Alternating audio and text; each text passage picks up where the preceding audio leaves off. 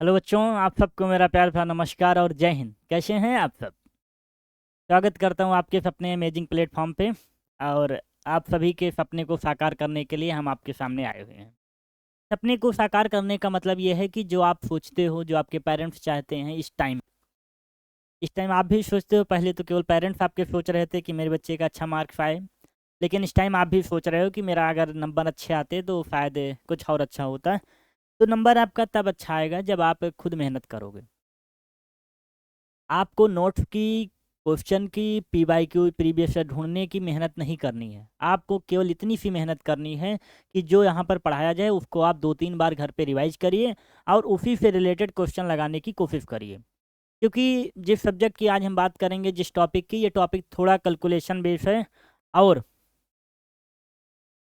Calculation base है, थोड़ा सा क्रिटिकल थिंकिंग रखता है कि कैसे आप क्या स्टेप रखेंगे तो आपके लिए बेहतर होगा।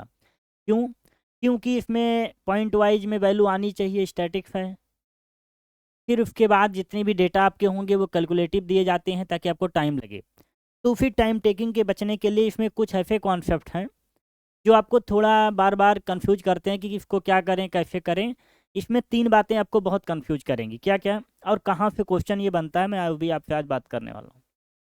काफ़ी ये सवाल है बच्चों का कि इसमें कैसे इन चीज़ों को समझें, कैसे निकालें, क्या करें। तो आज आपके सारे doubts with in 30 minute clear होने वाले हैं। हाँ बिल्कुल भाई, टाइम आपके पास कम है और हमारे पास भी कम है, और हम सोचते हैं कि आपको कम टाइम पे बेहतर चीज़ मिले। इनपुट कम हो, आउटपुट ज़्यादा मिले, है ना? जी सर, बिल्कुल ऐसा ही है कुछ। तो स्टैटिक्स में आज हम बात करेंगे आपसे क्या होता है, पहले इसकी क्या क्या पढ़ेंगे इस चैप्टर में, कहाँ से ज़्यादा क्वेश्चन पुटअप होते हैं, किस मेथड का ज़्यादा यूज होता है, क्या हमारा बेस्ट वे हो उसको सॉल्व करने का। चलो स्टार्ट करते हैं। पहले तो आज की जो टॉपिक कवर है हमारे, क्या क्या टॉपिक्स हैं हमारे, पूरी स्टैटिक्स के सारे कॉन्सेप्ट खत्म कर देंगे क्योंकि 3 ही टॉपिक्स इसमें पढ़ने होते हैं। Clear? Okay. First of all पहले तो हम बात करेंगे मीन की। इसमें मीन मीन को डिनोट करने का एक तरीका यूज करते हैं जिसका नाम होता है एक्स बार। आई बात समझ में? बहुत लोग इसको लेके परेशान होते हैं कि एक्स बार क्या है सर, मीन क्या है, दोनों अलग अलग तो नहीं है। मीन भी सेम है, एक्स बार भी सेम है। अगर आप थोड़ा सा और ध्यान दें तो पहले टॉपिक लिख देते हैं। सेकंड टॉपिक जो हमारा इसमें अपने को पढ़ना है वो है मीडियन। क्या पढ़ना है? मीडियन। मीडियन के बाद अपने को इसमें क्या पढ़ना है?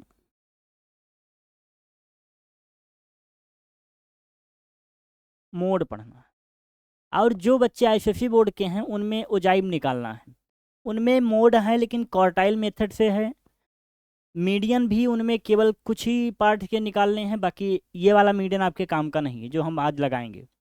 आप में ओजाइब और वो चैप्टर हम फिर से लाएंगे, इसमें इंट्रोड्यूस करेंगे। ये जो प्योर क्लास है वो मीन तो आप पढ़ सकते हैं, लेकिन ये दोनों टॉपिक आपके लिए नहीं है, आईसीएसई बोर्ड के लिए। ये board UP board, CBSE board के बच्चों के लिए है। आईसीएसई से स्किप कर सकते हैं। तो मीन क्या होता है सर? अगर ये 3 टॉपिक पढ़ने हैं तो थोड़ा सा अगर आपसे बात करें कि मीन क्या होता है, तो अगर हम मीन की चर्चा करें आपसे तो मीन को समझें तो ये एक एवरेज वैल्यू होती है। क्या है? Average value. एवरेज वैल्यू का मतलब होता है सबके लिए लगभग सेम आने वाली है। मीन को चाहें तो हम ये बोल सकते हैं। मीडियन की अगर हम बात करें कि मीडियन क्या होता है, तो मीडियन का मतलब होता है middle value. Middle value. Middle value. हम इसको बहुत आज इजी तरीके में आपको समझाएंगे एक एक टॉपिक पे भी। मीडियन जब आपको समझ में आ गया सर मिड वाली वैल्यू चाहिए हमें, कैसे निकालेंगे ये भी हम आगे आपसे बात करते हैं।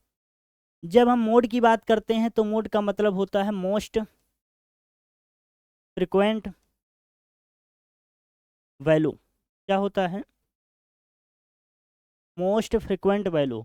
अगर थोड़ा सा हिंदी में बात करें तो इसका मतलब होता है सबसे ज़्यादा बार रिपीट होने वाली वैल्यू। सबसे ज़्यादा बार रिपीट होने वाली वैल्यू को हम क्या बोलते हैं? मोड बोलते हैं। चलिए एक एक पेज पे इसकी हम बात करते हैं आपसे कि मीन क्या है, कैसे क्या इनको निकालेंगे, क्या समझेंगे हम सर। तो अपनी जो हेडिंग बनने वाली है सर क्या होगी? वो मीन की होगी। मीन के सारे फार्मूले आज आपके क्लियर हो जाएंगे, आपको कहीं डाउट नहीं बचेगा। मीन की डिनोट करने का तरीका एक्स बार है। मीन हमने बताया एवरेज वैल्यू है, एवरेज कैसे निकलता था, सारे लोगों को ऊपर ऐड करते थे और टोटल नंबर से डिवाइड भी करते थे, तो हमारा एवरेज निकल के आता था। बिल्कुल आपने सही सुना। तो मीन को हम ऐसे ही निकालने वाले हैं, mean X bar is equal to sum of all observation,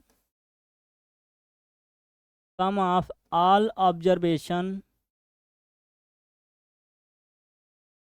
sum of all observations upon total number, total number या टोटल ऑब्जर्वेशन, कुछ भी आप लिखो। ये रहा आपका मीन का बेसिक फार्मूला, जिससे आप किसी रॉ डेटा को फाइंड आउट करेंगे। रॉ डेटा का मतलब जैसे हम बोल दें 10 बच्चों की वेट इतना है, तो कॉमन वेट क्या होगा, सम ऑफ फर्स्ट इवन नंबर। ऐसे ऐसे जो भी आपके क्वेश्चन दिए जाएंगे, जैसे कि एक क्वेश्चन कर लेते हैं। मान लीजिए आपके क्लास का वेट दिया गया है बच्चों का,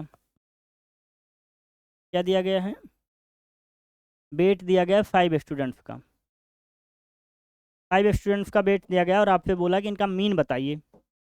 तो मीन में क्या क्या उनका डेटा दिया गया, एक को दिया 20 kg, कोई दूसरा बच्चा है जो 10 kg का है, कोई थर्ड है जो 30 kg का है, कोई फोर्थ है वो फिर 10 kg का है, कोई जो थर्ड है वो 40 kg का है। तो हमने फार्मूला भी क्या लिखा कि सम ऑफ ऑल ऑब्जर्वेशन, सारे डेटा को ऐड कर लीजिए, सारे डेटा को ऐड करने के बाद टोटल नंबर से डिवाइड करना होता है। जी सर, बिल्कुल सही कहा आपने। तो जब सबको आप ऐड करेंगे तो 40, 10, 50, 50, 80, 90 और 2, 1, 1, 10 अपॉन में 5, 5 2 जा 10, 5 2 जा 10। तो एक्स बार की वैल्यू क्या आ गई, 22 kg, मतलब इसका क्या है, एक मीन वैल्यू है 22 kg इन सारे बच्चों का। तो ये फार्मूला आपको समझ में आ गया, कैसे इसका यूज करेंगे, कहाँ पर यूज करेंगे, किस डेटा के लिए करेंगे, रॉ डेटा के लिए करेंगे। क्लियर, ठीक है। अब जो आपकी मीन आती है वो मीन 3 टाइप में डिवाइड हो जाती है। क्या, किस किस में सर, एक होता है डायरेक्ट मेथड, डायरेक्ट का मतलब जो डेटा दिया उसको हम डायरेक्ट निकालेंगे। डायरेक्ट मेथड के बाद जो अगली मीन आपको पढ़नी होती है वो एज्यूम्ड मीन पे होता है। जब आपका एज्यूम्ड मीन भी आ जाता है तो थोड़ा सा उसमें वेरिएंस लाके एक नाम रखा जाए जिसका नाम है step deviation method, step deviation method, जो तीसरी टाइप की मीन है। कौन कौन सा है सर, लिखा हुआ आप देख सकते हैं, आप थोड़ा सा अगर गौर करें तो आपको दिखेगा। पहला क्या है, direct method mean. Direct method mean का मतलब है जो भी डेटा आपको दिया जाएगा उस डेटा में फ्रीक्वेंसी आपके पास प्रेजेंट होगी, हो सकता है क्लास मार्क भी प्रेजेंट हो। कैसे सर, देखते हैं। पहले तो आप फार्मूला लिखेंगे, इसका क्या होता है, X bar is equal to summation F I X I upon में समेसन एफ आई। ये तो आपकी बुक का लिखा हुआ फार्मूला है। हमने जो आपके लिए बनाया वो क्या है कि आप चाहें तो इसको ऐसा भी लिख सकते हैं, X bar is equal to summation F X upon में समेसन एफ। तो आई लगाएं या न लगाएं वो आपके ऊपर है, कोई बात बड़ी नहीं है वो। और ये दूसरा है आपका फर्स्ट वाले में, इसमें हम आई का यूज नहीं करेंगे। क्लियर। पहला फार्मूला क्या है, X bar is equal to F, हमारा यहाँ पे फ्रीक्वेंसी है। फ्रीक्वेंसी का मतलब अगर समझें तो एक एक पेज पे ले लेते हैं, इसको हम थोड़ा इरेज कर दें तो आपको और बेहतर समझ में आ जाएगा। एक क्वेश्चन भी ले लेते हैं तो थोड़ा आप और समझ पाओगे। ये तो फार्मूला क्वेश्चन आपको दिया जाएगा, जैसे मान लेते हैं आपको दिया गया था एक्स और एफ,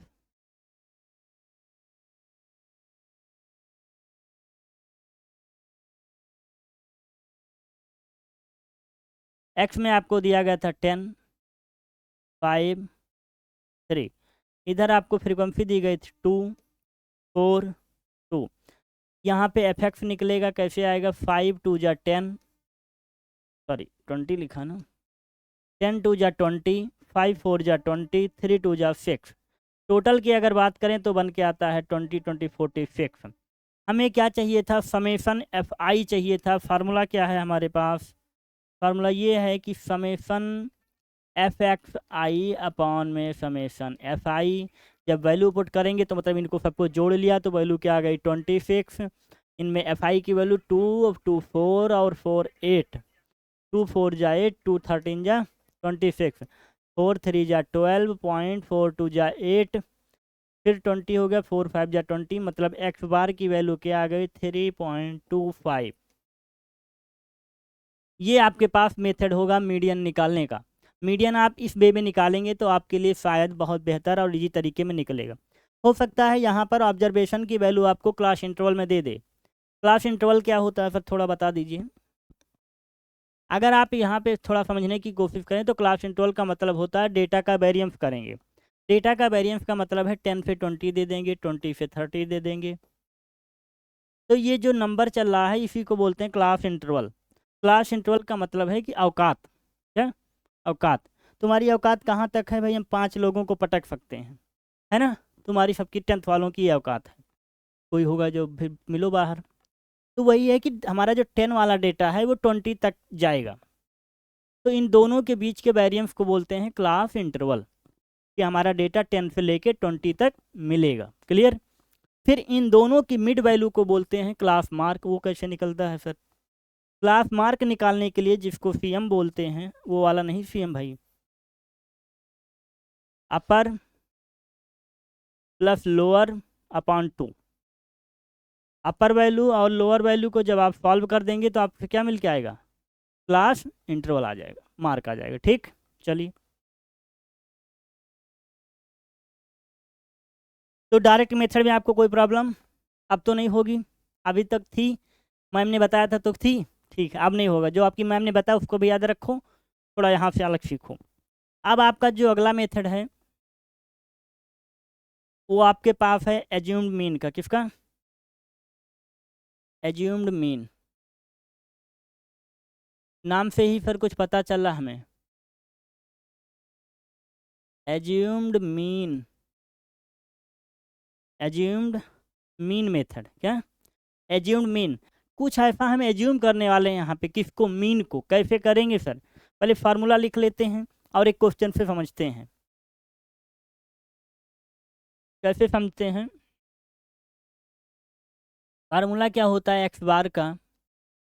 एज्यूम्ड मीन मतलब कोई भी एक मीन हम ले सकते हैं खुद से, लेकिन हम एक ट्रिक बताएंगे, आप उसी को यूज करिएगा। देखिए, एज्यूम्ड मीन का जो फार्मूला है A प्लस समेशन FI और DI अपॉन में समेशन FI। ये अपने को फार्मूला यूज करना है इस सवाल में। पर कुछ नया ले आए हैं, आप बता नहीं रहे हमको। यहाँ पर A का ही नाम हमारा होता है A is equal to assumed mean. Assumed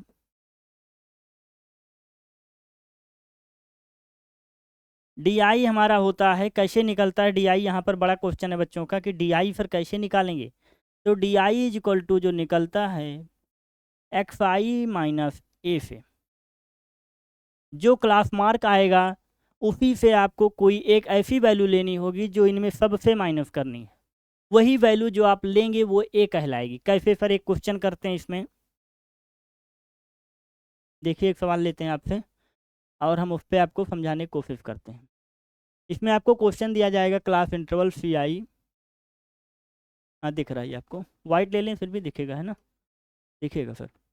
एक आपको CI दिया जाएगा मान लेते हैं, एक आपको फ्रीक्वेंसी दी होगी। CI मान लेते हैं 0 to 10 दिया है, 10 to 20 दिया गया है, 20 to 30 दिया गया है, 30 to 40 दिया गया है, 40 to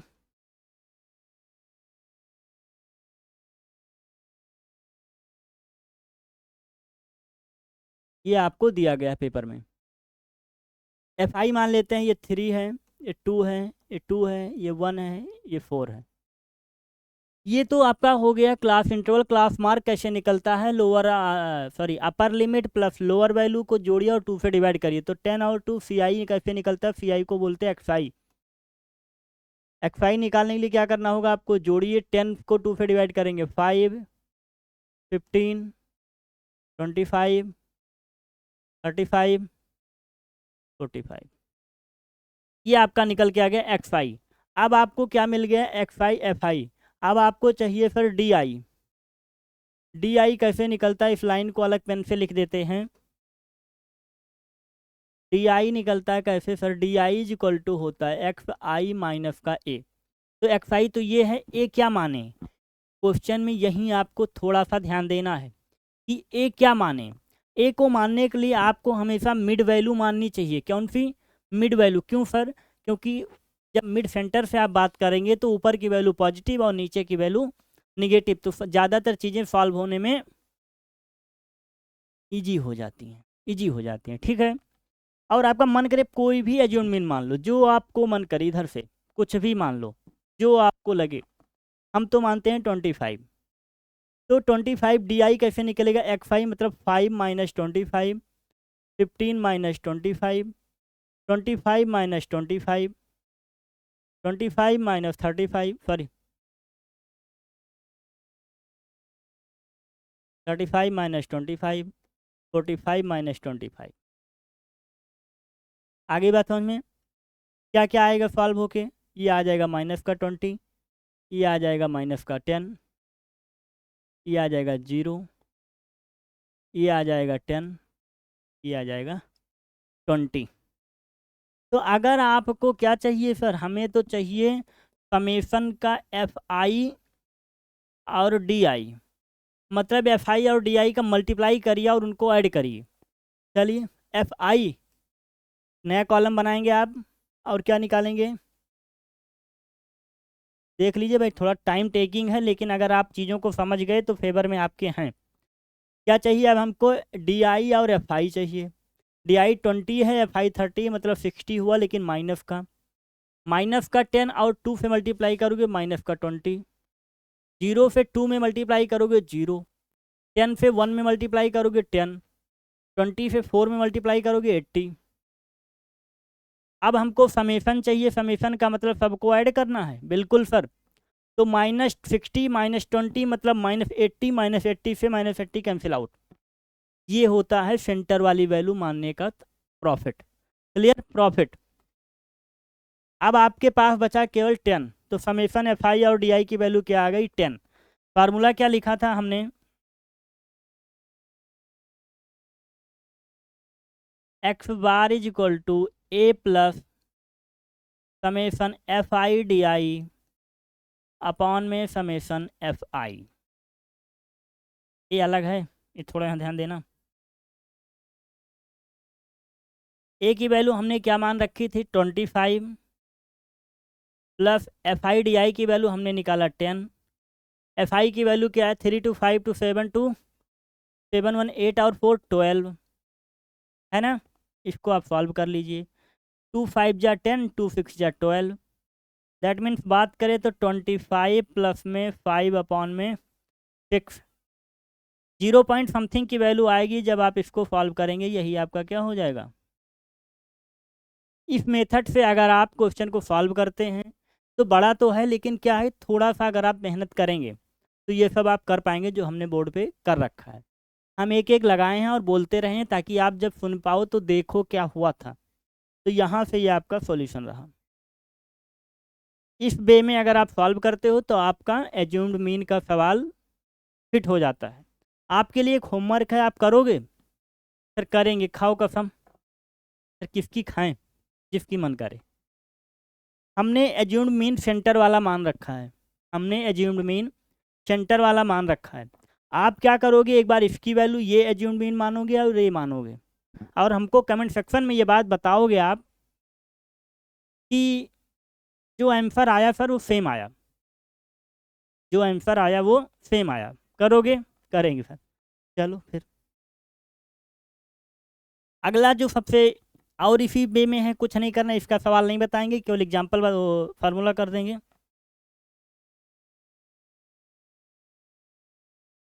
एक सेकंड बस, 1 मिनट।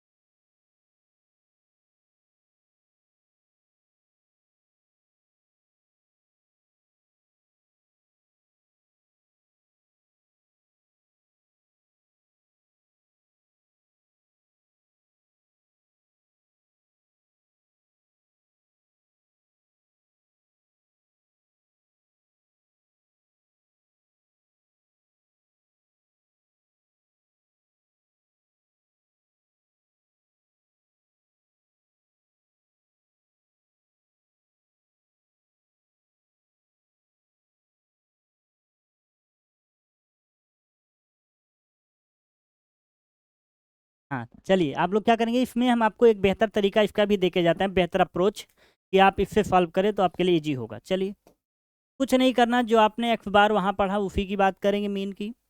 कैसे सर, वहाँ पर आपने डी का यूज किया था। डी का मतलब होता था, कैसे निकाला था, मीन से हमने एक एज्यूड मीन माइनस किया था। तो यहाँ पर जो नया फार्मूला कुछ नहीं है, बस ये एक बात लिख के लेके आया कि यहाँ पर समेसन एफ आई तो रखिए आप, लेकिन डी को करिए चेंज, क्योंकि हमारा नाम क्या हो गया है, बदल गया है। तो इसलिए इन्होंने कहा मेरा नाम लिखिए यू आई, और इन्होंने कहा मुझे भी ऐसे रहने दीजिए, हमें कोई परेशानी नहीं। फिर इन सब ने कहा हम एक आप काम और करिए, मुझ में क्लास हाइट से करिए मल्टीप्लाई। लो, इतनी बात ये लोग आपस में किया और कहे हमारा नया नाम रखो, और नाम रखा गया स्टेप डेविएशन। कुछ कुछ बात आपको यहाँ जाननी है। इसमें नया आपके लिए आ गया एच। एच होता है हाइट ऑफ ऑब्जर्वेशन बोल दो, या क्लास हाइट बोल दो, या क्लास साइज बोल दो, जो आपकी मैम ने आपको सिखाया हो उसे हम तो भाई हाइट ऑफ ऑब्जर्वेशन बोलते हैं। हाइट ऑफ ऑब्जर्वेशन, अरे हाइट ऑफ ऑब्जर्वेशन। आप क्या बोलोगे, हम तीनों लिख देते हैं, जो आपका मन करे आप बोल देना। क्लास साइज बोल सकते हो, या क्लास इंटरवल की हाइट बोल सकते हो, ठीक है, जो आपको अच्छा लगे वो आप बोल देना। क्या कैसे दिखेगा सर, ये कहाँ पे, हमने अभी आपके लिए एक टेबल बनाई थी जिसमें लिखा था वैल्यू 0 से 10 है, 10 से 20 है, 20 से 30 है। तो क्या आप कुछ गौर करें, अपनी आंखों को अगर तेज करें तो देखेंगे कि 0 और 10 के बीच में कुछ डिफरेंस चल रहा है सर, और वही डिफरेंस सब में सेम कॉमन चल रहा है। तो हमसे अच्छा अर्थमेटिक कौन जानता है, आप बताओ, आप भी तो पढ़े हो अर्थमेटिक। तो वहाँ जब कोई चीज़ दो दो के बीच में कॉमन चलती है तो उसका नाम क्या रखते हो, याद नहीं आ रहा है, कॉमन डिफरेंस रखते हो। तो इसीलिए वहाँ हम डिफरेंस नहीं बोलेंगे, यहाँ पर वो जो कॉमन वैल्यू चल रही है उसी को क्लास हाइट बोलते हैं, ठीक है, क्लास हाइट बोलते हैं। एच क्लियर, आई बात समझ में। बस यहाँ पर एक नया आपके लिए और है कि यू कैसे आप निकालोगे। यू आई निकालने का जो तरीका है, आप एच अपॉन सॉरी सॉरी एक मिनट, डी अपॉन एच कर देना, या डी को आपने कैसे निकाला है, एक्स आई माइनस का ए अपॉन एच से।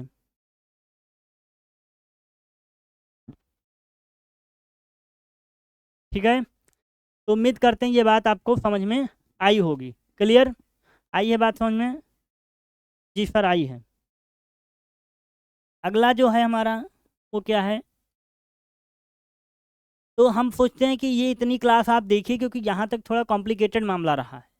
और जो नेक्स्ट आपका है, नेक्स्ट की बात करें, जो कि बचा आपका मीडियन और मोड।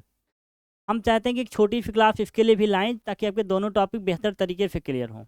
इतना आप सॉल्व करिए, अगर इसमें कोई डाउट आपका बचता है तो उस पर हम और बेहतर काम करते हैं। उम्मीद करते हैं आपको सेशन बड़ा मज़ेदार आया होगा और समझ में भी आया होगा, लेकिन समझ में तब आएगा जब आप इसको दोहराओगे अपनी कॉपी में, ठीक है। अगर आप इसको अपनी कॉपी में, अपनी नोटबुक में दोबारा लिखोगे तो आपको और बेहतर समझ में आएगा। चलिए, आप सबसे थैंक यू और बेस्ट ऑफ लक आपको। जय हिंद।